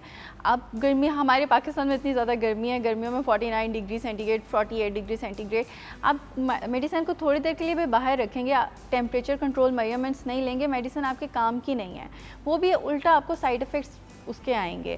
और सेकेंडली जो भी इस तरह की मेडिसिन है, जैसे सर ने बताया, उसके साइड इफ़ेक्ट्स हैं। हर मेडिसिन जो है लीवर से मेटाबोलाइज होती है और किडनी से एक्सक्रीट होती है। हम इन चीज़ों को, साइड इफ़ेक्ट्स को कंसीडर ही नहीं करते हैं कि ये हमारे ऊपर सिर्फ हमें एक बेनिफिट, हमें पतला नहीं कर रहे हैं, वेट लॉस नहीं कर रहे हैं, हमारे बॉडी पार्ट्स को भी डैमेज कर रहे हैं। ये किसी भी चीज़ को अप्लाई करता है, कोई भी मेडिसिन जो आपके किसी प्रॉब्लम के लिए नहीं ली जा रही, जो आप एस्थेटिकली या जनरली लेना चाह रहे हैं, यही बात अक्सर हम करते हैं about sleeping pills and things like that. भैया अगर आपको नींद की प्रॉब्लम नहीं है, आप क्यों बिला वजह गोली फाक रहे हैं हर रोज रात को? Exactly. और अगर 1 दिन या 2 दिन नींद नहीं आई तो इसका ये मतलब तो नहीं है कि आप अपनी मर्जी से मेडिसिन लेनी शुरू कर दें ताकि आपको आदत पड़ जाए। सो ये चीज़ें बड़ी कॉम्प्लिकेटेड और प्रॉब्लमेटिक हो जाती हैं। सो अल्टीमेटली अगर हम बात करें दवाइयों की, मतलब चेक्स एंड बैलेंसेस फिर कहाँ पे आते हैं डॉक्टर साहब? हमारी जो अभी गवर्नमेंट ने जो फील्ड फोर्स है, उसके लिए हमने बहुत सारी आईटी इंटरवेंशंस की हैं। Punjab is the leading province in that matters कि हमारे पास इस वक्त इन जेली दवाइयों को चेक करने के लिए दुनिया की 5 बेहतरीन ड्रग टेस्टिंग लैब्स हैं, जो कि ISO सर्टिफाइड भी हैं और WHO प्री क्वालिफाइड भी हैं। यानी उनकी analysis you can say like you are doing analysis in Lahore, in Faisalabad, in Pindi और Bahawalpur, you are doing like analysis in Canada, Sweden, like that. तो इससे हमें बड़ी हेल्प हुई है। पहले मतलब वो कैपेसिटी आप डिवेल्प करें गवर्नमेंट इदारों के अंदर, ताकि इन लोगों को जब ये नॉइज़ जाएगी कि they have good arms to handle us, और आपने पनिशमेंट लेवल्स को भी उस ऑप्टिमम लेवल पे किया है, तो वही वाली आप वाली बात कि इनको 1-2 करोड़ के जुर्माने से इनको तो वो वाला कि इनको बिहाइंड बाहर भेजा जाए लॉन्ग पीरियड के लिए, और इनको पनिशमेंट उस लेवल पे दिया जहाँ ये फाइनेंशियली क्रैश जहाँ पे फिर इनकी दुकानें बंद हो जाए। सो एंड में हमारे व्यूअर्स को, हमारी आवाम को डॉक्टर साहब आप क्या पैगाम देंगी और सर आप क्या देंगे? जी मैम। सिर्फ ये कि आप जो भी मेडिसिन इस्तेमाल करें, अपने डॉक्टर से प्रिस्क्रिप्शन लिखवा के, फार्मासिस्ट से मशवरा करके, और राइट टाइम पे मेडिसिन कंप्लाइंस ज़रूर रखें। जो टाइम लिख के दिया गया है उस टाइम के मुताबिक ज़रूर खाएं, और फार्मासिस्ट से मशवरा करके ख़ुद सेल्फ मेडिकेशन ना करें, जो सबसे ज़्यादा नुकसान। बड़ी दफ़ा ऐसे होता है व्यूअर्स, नुस्खे पे लिखा होता है कि ये चीज़ आपने दिन में 3 दफ़ा लगती है, बल्कि सिर्फ यही लिखा होता है, आपको नहीं पता ये आपने खाने से पहले लेनी है, खाने के बाद लेनी है, खाली पेट लेनी है, नहीं पता होता किस चीज़ के साथ लेनी है। बड़ी दफ़ा हम लोग खाली पेट दवाइयाँ ले लेते हैं और हम बाद में फिर मैदा उड़ जाता है। बिल्कुल। सो ये चीज़ आपको फार्मासिस्ट बहुत अच्छे तरीके से गाइड कर सकता है या कर सकती है। यानी कि आपको डॉक्टर ने उसका लिख दिया, आप उनसे भी क्लियर करें बात, और जब फार्मासिस्ट के पास जाएं तो एक सेकंड वेरिफिकेशन ले लें कि डॉक्टर साहब ने तो मुझे कहा था कि ये खाली पेट लेनी है, तो फार्मासिस्ट कहेंगे कि भाई आप एक दफ़ा उनसे फिर से चेक कर लें, क्योंकि हमारी अंडरस्टैंडिंग तो यही है कि ये आपने खा के लेनी है। छोटी सी चीज़ होती है व्यूअर्स, इलाज एक चीज़ का हो रहा होता है, हम क्योंकि दवाई गलत ले रहे होते हैं, उसके साइड इफेक्ट से आप नई बीमारी पैदा कर रहे हैं। जी सर। जी देखें, मैं अपने व्यूअर्स को गाइड करूंगा कि आप, हमने मेडिसिन के ऊपर 2D बार कोड इम्प्लीमेंट कर दिया है, वो genuinity of that drug provide करता है। तो जब आप दवाई लें फार्मेसी से, आप इंश्योर करें कि आप ऐसी फार्मेसी से ले रहे हैं जो कि वाकई गवर्नमेंट से लाइसेंस्ड फार्मेसी है, क्योंकि वहाँ लाइसेंस्ड बाकायदा डिस्प्ले होता है, फार्मासिस्ट मौजूद हो, that is second precaution. Third precaution, जब आप दवाई लें, आप अपने मोबाइल के बार कोड से यू कैन चेक कि ये दवाई बिल्कुल ठीक है। और फिर आप अगर वो दवाई दूसरी दफ़ा लेने आए हैं, तीसरी दफ़ा लेने आए हैं, तो आप उसके लॉन्ग टर्म यूज़ के बेनिफिट्स एंड ड्रॉबैक्स फार्मासिस्ट से काउंसलिंग लें। ये आज फार्मासिस्ट डे का पैगाम है, क्योंकि हम कहते हैं कि pharmacist needs to meet the health issues. तो हम कहते हैं कि हमारे अंदर, फार्मासिस्ट के अंदर भी ये कैपेसिटी होनी चाहिए अपने नॉलेज की, कि हम अपने पेशेंट को सही गाइड कर सकें कि उसने इस दवाई को 7 दिन के बाद यूज़ नहीं करना, उसने इस दवाई को फलां दवाई के साथ यूज़ नहीं करना।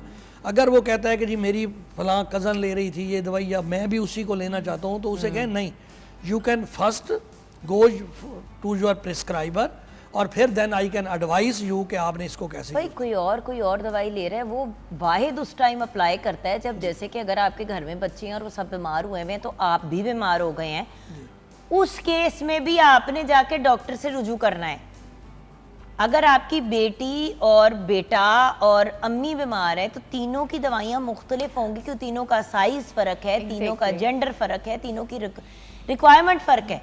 अम्मी को कितनी डोज और कौन सी एंटीबायोटिक करामत आएगी, कौन सी आपकी बेटी को आएगी, कौन सी बेटे को नहीं पता, क्योंकि हर बंदे की मेडिकल सिचुएशंस फ़र्क है।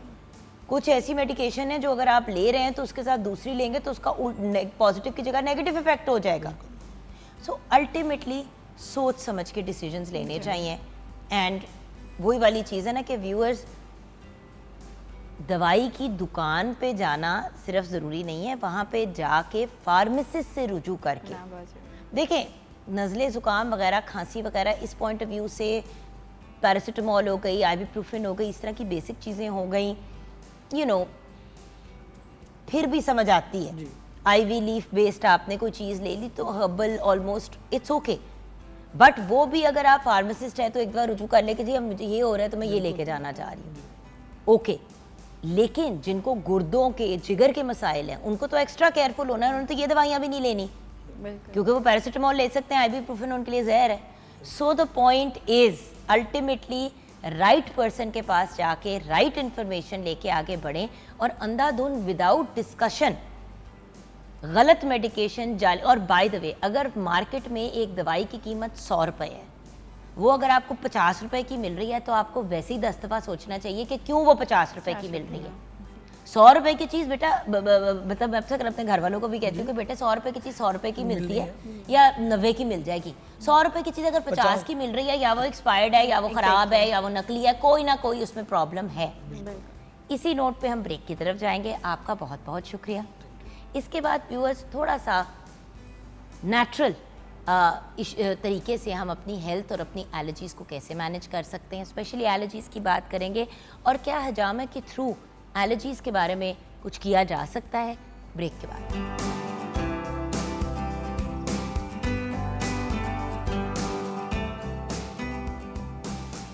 Welcome back from the break viewers. अब हमें ज्वाइन किया है ब्रेक के बाद आपकी, मेरी, हम सबकी favourite herbalist, Ayurvedic expert, acupuncture specialist, TCM specialist यानी कि ट्रेडिशनल चाइनीज़ मेडिसिन में भी एक्सपर्ट हैं। हमारे साथ तबीबा मासूमा ज़हरा है। अस्सलाम वालेकुम। वालेकुम अस्सलाम। कैसी हैं आप? ठीक, परफेक्ट। अच्छा, ये बताइए, एक तो बड़ा वेट आपने कम किया हुआ है और बड़ी लग रहा है कि अपने ऊपर मेहनत की जा रही है आजकल। अच्छी बात है, अपने आप को आप अक्सर इग्नोर कर देती हैं। अपनी ज़ात को अगर बंदा थोड़ी सी अटेंशन दे दे तो अच्छी बात होती है। ऐसे ही। तो मुझे ये बताइए मासूमा कि सबसे पहले आज हमने हजामा तो करना ही है, ऑन एयर भी करके दिखाएंगे, क्योंकि वो लोग जो घबराते हैं या डरते हैं, है तो सुन्नत सब जानते हैं, लेकिन आपको पता है बहुत सी ऐसी चीज़ें होती हैं जिनके बारे में बंदा सोचता है तो घबरा जाता है। ऐसे ही। हम और तो हिजामा इज वन ऑफ देम। छोटा सा इंजेक्शन भी लगना होता है तो जान निकल जाती है कि हाय सुई। तो हजामे का क्योंकि हल्का सा कट लगता है तो लोग घबरा जाते हैं, लेकिन ये नहीं रियलाइज़ करते कि वो तो बिल्कुल सुपरफिशियल होता है। बिल्कुल। जब आप इंजेक्शन लगाते हैं तो वो ज़्यादा इन्वेसिव है क्योंकि वो अंदर तक जाता है। ऐसे ही। सो हिजामा बेसिकली माइनर सर्जिकल स्क्रैच कहलाता है। It's not a cut even. Cut नहीं है, माइनर सर्जिकल स्क्रैच इसकी डेफिनेशन। हल्का सा स्क्रैच जिस तरह नाखून से आपको लग सकता है, जिस तरह हल्की सी कोई पेन फिर जाए तो लग जाता है। सो इट्स जस्ट कि इसकी पेन को अगर आपने करना है ना कि रेट करना है कि इसकी पेन कितनी होती है, तो अपने नाखून से अपने हाथ के बैक पे ज़ोर से स्क्रैच करें, बस इससे ज़्यादा कुछ भी नहीं होगा।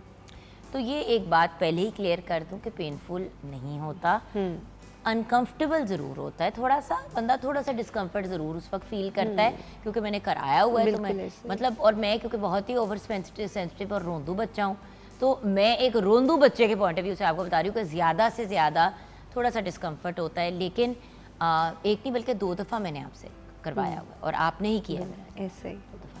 सो द फैक्ट इज़, और व्यूअर्स, ड्राई कपिंग भी होती है, बट प्रॉपर तो अगर बात करें तो और आज, कल और सैटरडे को 17, 19 और 21 चांद की।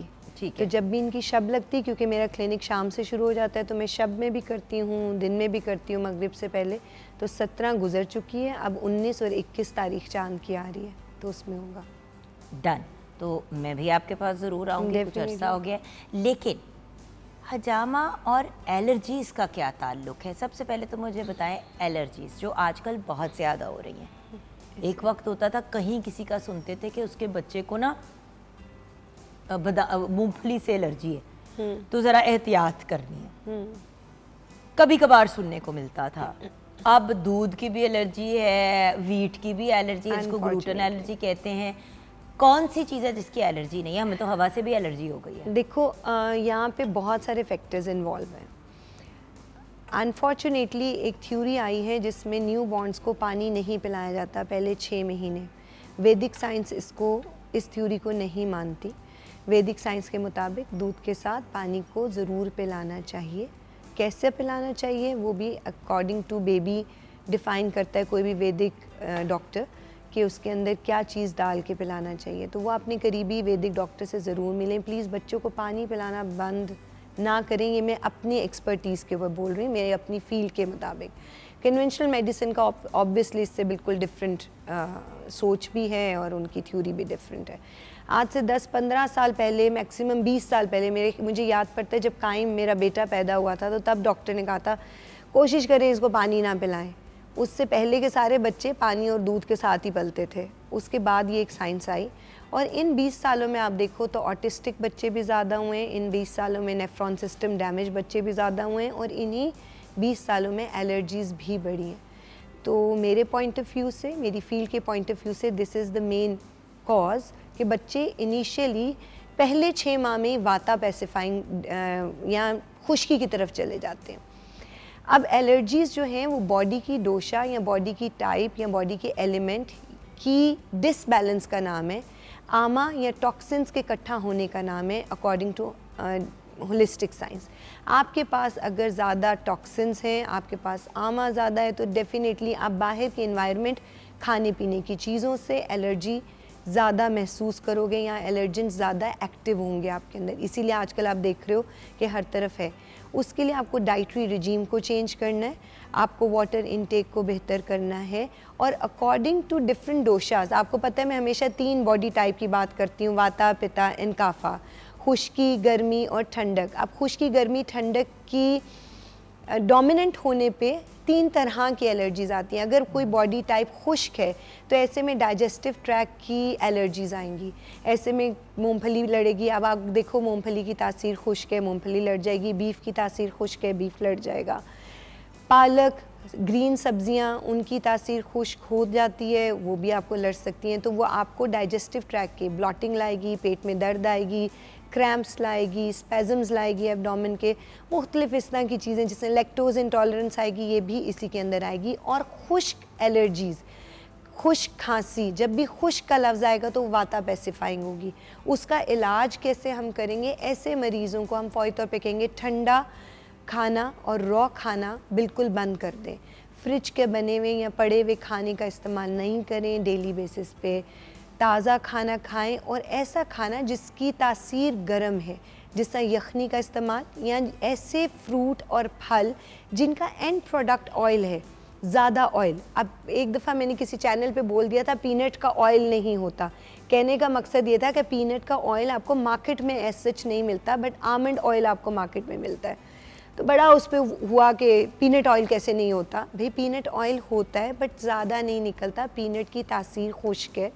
आमंड ऑयल हर जगह आपको मिल जाएगा क्योंकि आमंड में ऑयल ज़्यादा होता है।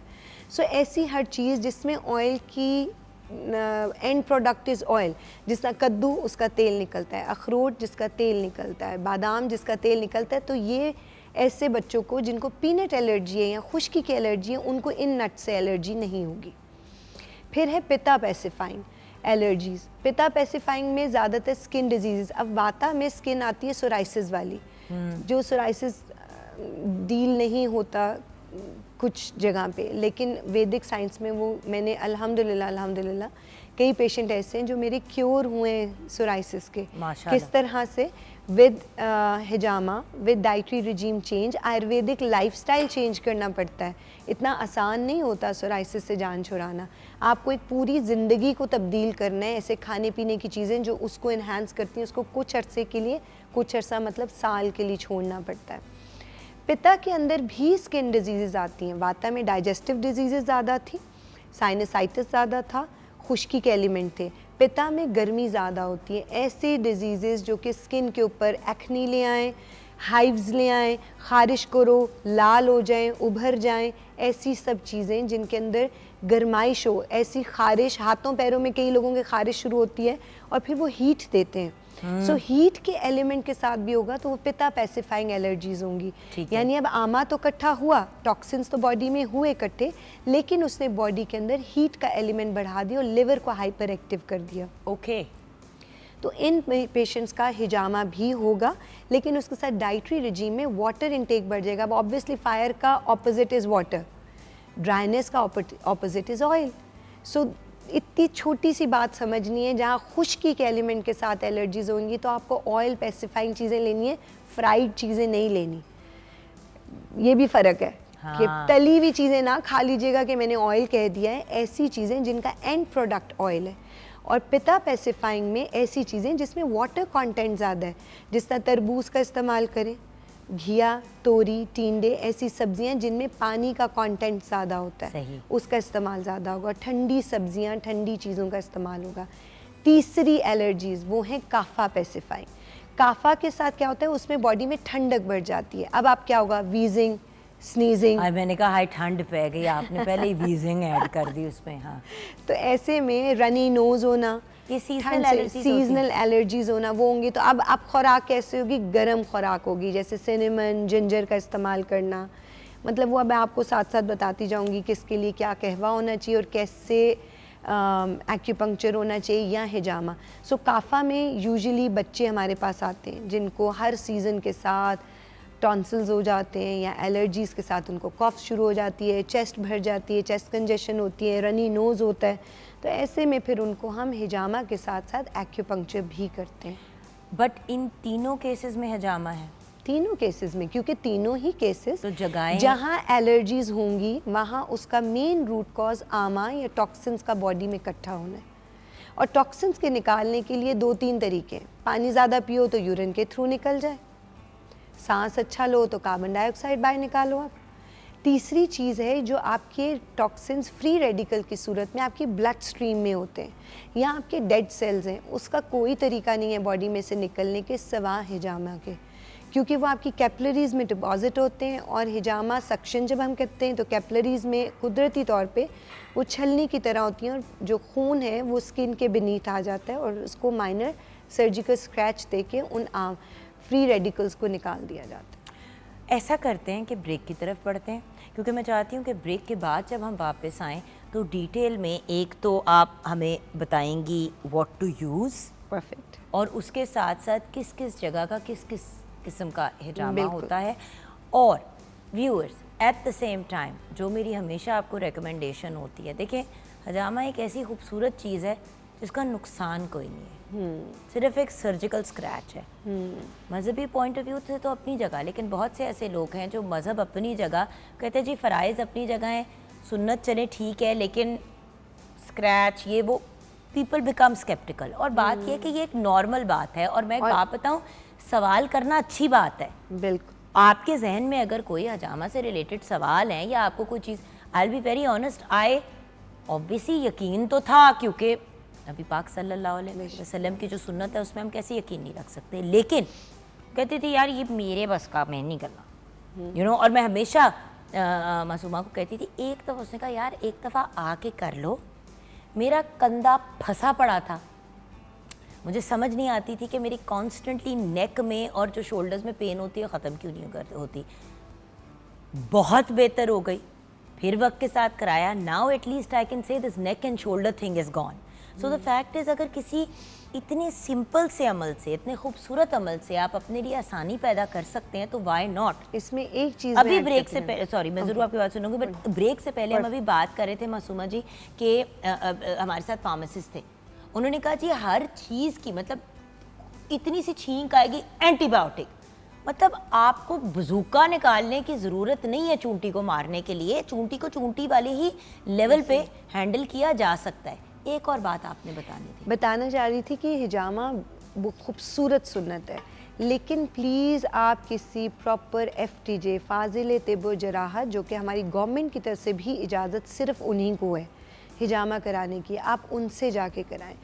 कोई भी अनफॉर्चुनेटली कोई भी फिजियोथेरेपिस्ट भी अलाउड नहीं है हिजामा करने के लिए, तो बेहतर ये है कि आप किसी एक्सपर्ट जिसकी फील्ड का हिस्सा है, की इजाज़त है अगर आप फिजियोथेरेपिस्ट हैं और आपको हिजामा की इजाज़त नहीं है, हिजामा की इजाज़त नहीं है तो आपको किसी भी, देखिए मैं हमेशा कहती हूँ हमें उर्दू आती है, हमें अरबी आती है, हमें कुछ हदीस की बुक्स पढ़ लें जर्मन तो हम प्रोफेसर के एक्सपर्ट नहीं हो पास सकते। जाके कुरान पाक नहीं सीखेंगे। बिल्कुल, जो प्रोफेसर जर्मन बोलता है, अंग्रेजी बोलता है, वो आपको कुरान पाक नहीं सिखाएगा अनलेस उसको अरबी बोलनी आती है ट्रांसलेशन के साथ और वो प्रॉपर हाफिज ऐसे कुरान ये सुन्नत है, लेकिन ये एक तबीब के लिए है, ये किसी भी लेमैन के लिए नहीं है कि आप किसी भी ऐसे बंदे के पास चले जाएं और आप हिजामा करा लें।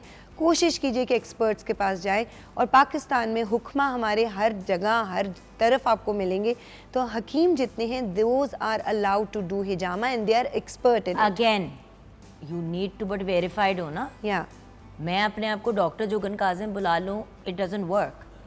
मैंने कभी भी नहीं बुलाया। मतलब बात ये कि बंदा PhD करके भी अगर होता है तो हम तो ऐसी फील्ड में है कि हम बताते हैं कि जी PhD की हुई है। ऐसे भी डॉक्टर्स हैं इस फील्ड के अंदर जिन्होंने PhD की हुई है और वो अपने आप को MBBS डॉक्टर बुलाते हैं। सो प्लीज़ चेक, और आपका राइट है किसी से उनकी डिग्री या क्वालिफिकेशन का पूछना एटलीस्ट, और you can even ask to see it. और मासूमा जी की तो सारी चीज़ें वॉल पे लगी हुई हैं, and nobody knows her as Masuma, everybody knows her as Tabiba Masuma Zahra. So the point is, ये एक अंडरस्टूड बात है, हम इसीलिए इनका इंट्रोडक्शन भी ऐसे करते हैं। मेरी दोस्त है कि जैसे मासूमा जो हमारे साथ है, आई ऑलवेज से तबीबा because she is certified and she is allowed to. Break के बाद वापस आएंगे, हजामा की कुछ डेट्स के बारे में मज़ीद और बात करेंगे। हमने वैसे तो आपको क्लैरिटी दी है कि आज की शब, कल और सैटरडे को आप करा सकते हैं, लेकिन उस पर भी मज़ीद हम क्लैरिफिकेशन लेंगे और डिटेल्स देंगे, और किन कंडीशंस में नहीं कराना। कुछ कंडीशंस में नहीं भी आपको हजामा allowed, even if you are doing it in the right dates. तो ब्रेक के बाद हम ये बात करेंगे।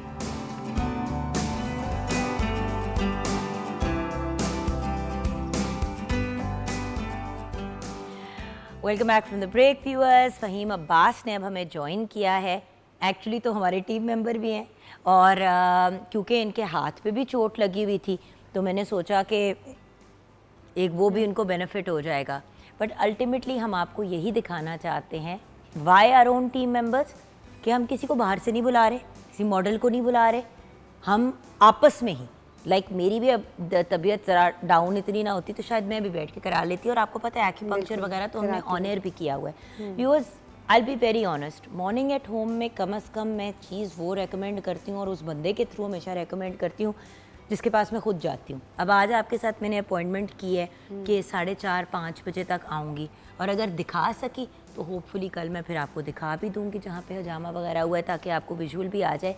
व्यूअर्स, दिखने में ज़रा सा होता है स्कैरी, क्योंकि ऑब्वियस सी बात है किसी भी जगह को आप ज़्यादा देर के लिए पकड़ेंगे या उसको सक्शन करेंगे तो वहाँ पे ब्रूज तो बनेगा, ब्रूज आते हैं, रेडनेस, खाली रेडनेस भी हो सकती है, ब्रूज भी हो सकता है। दिखने में बेचारा मासूम डरावना लगता है नहीं, सच्ची जो बात है।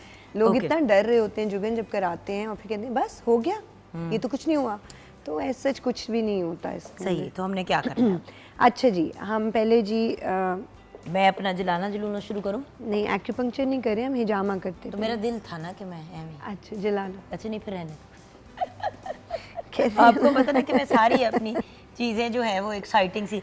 अच्छा जी, देखो आपको 2-1 पॉइंट्स में लगा के बताऊंगी। वैसे सुन्ना पॉइंट्स, बैक शू पॉइंट्स सारे लगते हैं, लेकिन हम यहाँ पे सिर्फ एक पॉइंट पीछे, जो कि एलर्जी पॉइंट है, जिसको एक्यूपंक्चर में डू 14 भी बोलते हैं। एंड हमेशा डिस्पोजेबल चीज़ें इस्तेमाल की जाती हैं। हाथ को फ़र्क पड़ेगा थोड़ा सा? अगर लोकलाइज करेंगे तो यस, पीछे से कंप्रेशन सिर्फ नेक की वजह से अगर हाथ में दर्द जाएगा तो बेहतर। बेटा तो प्रॉब्लम क्या थी फ़हीम? ये ना मेरा ना था ना, बाइक से गिरा था ना। बाइक से गिरे थे हाँ, तो जो पड़ा हुआ था एक छोटा सा, वो बचा। तो वो लगा है हटे। अच्छा, तो हमारे एक ही हाल है दोनों। हाँ, मेरे बच्चे का और मेरा एक ही हाल है बेसिकली। मैं गिर गई थी अपनी बाइक से, लेकिन साइकिल से। अच्छा, आई वॉज साइकिलिंग। ये हमने नई एक चीज़, क्योंकि मौसम थोड़ा बेहतर हो गया हमेशा, आपको पता है मैं I am giant promoter of exercise. अच्छा, ये हमने कर दिया। अब हमने ये लगाया, ये डू 14 कहलाता है, 1 भी कहलाता है। नबी पाक सल्लल्लाहु अलैहि वसल्लम की हदीस के मुताबिक हसद, नज़र, जॉइंट, जादू का भी पॉइंट है। तो इसके ऊपर जब हम लगाएंगे थोड़ी देर के लिए लगा रहने देते हैं, हार्डली 1 से 2 मिनट, जब तक कि इंटरनली आपके टॉक्सिन्स, आमा आपकी बीनीथ द स्किन नहीं आ जाते। थोड़ी सी ब्लड एक्यूमुलेशन होती है, उसके बाद हम इसको माइनर सर्जिकल स्क्रैच देंगे। इसी के साथ साथ मैं एक पाँव का पॉइंट बताऊंगी। बेटा अगर आप ये ऊपर कर लो तो ट्राउज़र को,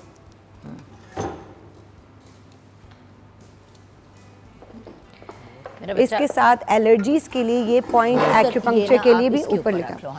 एलर्जीज़ के लिए ये पॉइंट जो है उसको हम लगाते हैं। ख़ास तौर पे अगर किसी को एलर्जीज़ हैं तो बैक शू पॉइंट के साथ स्प्लीन 10 कहलाता है ये पॉइंट। स्प्लीन चैनल, जैसे अगर आपको पता हो एक्यूपंक्चर पॉइंट ऑफ व्यू से देर आर 14 मेरिडियंस या एनर्जी पाथवेज हैं जो बॉडी पे, और स्टमक और स्प्लीन में, स्प्लीन आपकी ब्लड ची को देख रहे हैं, और जब ब्लड ची को देखता है तो आपकी ब्लड में मौजूद एलर्जेंस अगर हैं तो हम स्प्लीन 10 पे लगाएंगे। इसी के साथ मुझे वैसे लग रहा है इसकी बाइक चलानी फ़हीम की रोकनी पड़ेगी। लत नू भी चोट लगी हुई, तू तो हर गिट्टे तरफ गोडे चोटें अपने लगी हैं। इसका तो मेरे वाला हाल है। अच्छा, स्प्लीन 6 को लगाया जाता है, लेकिन यहाँ पे अभी इसके बाल हैं तो मैं नहीं लगाऊंगी, क्योंकि अगर आपके बाल हैं और अगर मेल हैं आप, आपके बैक पे बाल हैं, तो जब भी आप हिजामा कराने जाएं एक काम कर जाएं कि अपने बालों को हटा के शेव करा के जाएं तो ज़्यादा बेहतर है। इसके साथ हम देते हैं लिवर 3 का पॉइंट भी, तो यहाँ पे भी दिया जाता है। और इन पॉइंट्स के अलावा यानी बैक शू पॉइंट्स के साथ ये 3 एक्स्ट्रा एक्यूपंक्चर पॉइंट्स को दिया जाता है ताकि हमें रिज़ल्ट अच्छा मिले। ये स्किन एलर्जीज़ के लिए बहुत ज़बरदस्त है। वो बच्चे के जिनको एस्थमा, एलर्जीज़, एक्जिमा है, उनके लिए ये पॉइंट्स बहुत अच्छे हैं। हाइव्स के लिए पॉइंट्स बहुत अच्छे हैं, और हाइव्स के लिए तो हिजामा अक्सीर का काम करता है। इसी तरह सोराइसिस में भी हिजामा बहुत अच्छा काम करता है। कप लगाने के बाद हम सर्जिकल ले लेते हैं ब्लेड। सर्जिकल ब्लेड के साथ आप इसको माइनर सर्जिकल स्क्रैच दोगे। अगेन डॉक्टर के तबीबा साहिबा ने एक तो पूरा का पूरा डिसइंफेक्टेड प्रॉपर तरीके से, अब जैसे कि मैंने कहा कि मैं आपको पकड़ा दूंगी, तो उन्होंने कहा नहीं जुगन, मेरी अगर साथ अभी उनकी असिस्टेंट आसिया भी हैं, अगर वो होती अगर यहाँ पे तो वो भी अपना पूरा डिसइंफेक्ट करके करती। व्यूअर्स, एक it's not a surgery but it has to be done, या it has to be done proper hygienical way, proper disposable चीज़ों के साथ। क्योंकि कई लोग जुगन ऐसे आते हैं, पता नहीं अनफॉर्चुनेटली एक है अगर आपने कि वो लगाना है तो अपने आपको कप, पहले उसको अल्कोहल सोप से साफ करना अब है। आप देखें जब ये जो है, पहले कई लोग ऐसे आते हैं मेरे पास, और मैं प्लीज़ व्यूवर्स आपको बताना चाहूँगी कि अगर कोई आपको कह दे कि ये आपके प्लास्टिक कप हैं, आप घर ले जाएं, इनको धो के रख लें और अगले महीने उसी को दोबारा लेके आएँ। खातून आई पूरे अपने थैला भर के कि जी मैंने पिछली दफ़ा किया था और ये मेरे अपने कप्स हैं और मैं करना चाहती हूँ इसको दोबारा, इन्हीं को इस्तेमाल कर दें। वो चंद पैसे ना बचाएं। Plastic cup is meant to be कि उसको डिस्पोजेबल है ये डिस्पोज। हाँ, अगर आपके पास ग्लास कप है और आपका हिजामा स्पेशलिस्ट ग्लास कप को, जो कि एक स्पेसिफिक तरीका है जिसको हम हीट दे के, फायर दे के वैक्यूम क्रिएट करते हैं, तो ग्लास कप को आप दोबारा से यूज़ कर सकते हो। वो भी प्रॉपर तरीका है उसको डिसइंफेक्ट करने और का। यार मंसूबा, हर चीज़ करने का एक तरीका होता है ना। बिल्कुल। बात ये है कि मतलब बेहंगम अंदाज में तो नहीं चलना। अच्छा, आप सर्जिकल जब तक स्क्रैच लगाएंगी, मैं तब तक जल्दी से ये दिखाना चाहूँगी। हाँ जी, क्या सिचुएशन है? Everything is ready. मलाई kofta with salad and raita. Awesome, thank you so much. You're welcome. मैंने कहा साथ साथ ये काम भी हो रहा है। अब अच्छा, इसको यहाँ पे जो लगाने हमारे का बच्चे का तरीका है, कोफ्ता बनाया जा रहा है, कोशिश करना चाहिए करने वाला बावजू हो। आयतल कुर्सी करने वाला भी पढ़े, कराने वाला भी पढ़े। चांद की डेट्स 17, 19 और 21 यानी ढलते चांद में आप हिजामा कराएं, ज़्यादा फ़ायदा होता है।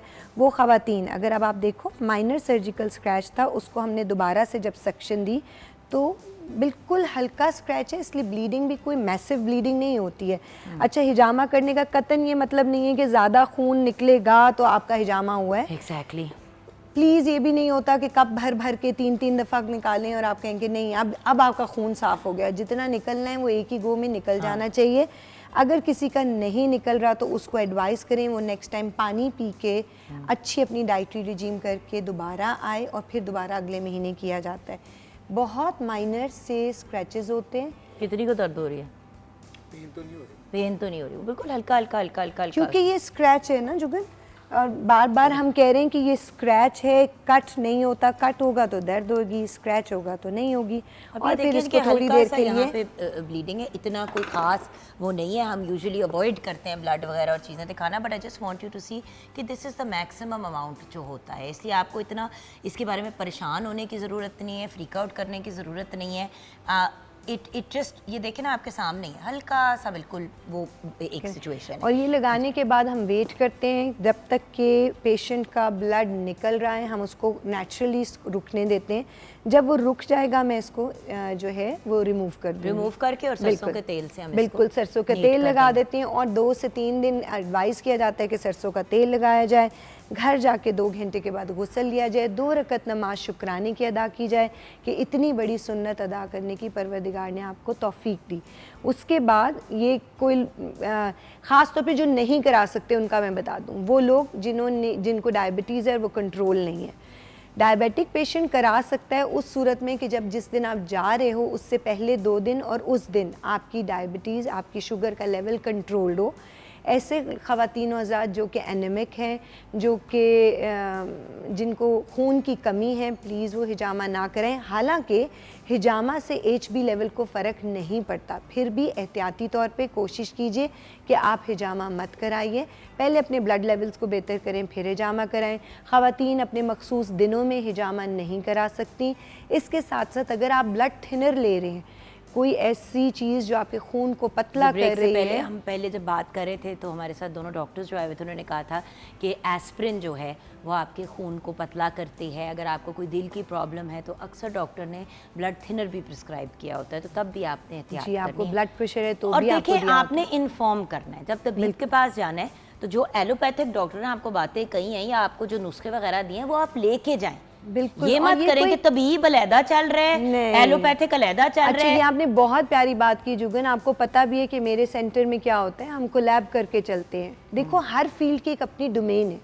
मैं एज अ तबीब नहीं कह सकती कि मेरे पास हर चीज़ का इलाज है, इसी तरह कन्वेंशनल मेडिसिन नहीं कह सकते। तो बिल्कुल ठीक कि दोनों को इकट्ठे लेके चलना चाहिए। अच्छा, अब हम इसको रिमूव करेंगे और इसको क्लियर अप करेंगे। उसके दौरान ही मैं आप लोगों का व्यूअर्स शुक्रिया अदा करना चाहूँगी। Thank you so much for watching today's show.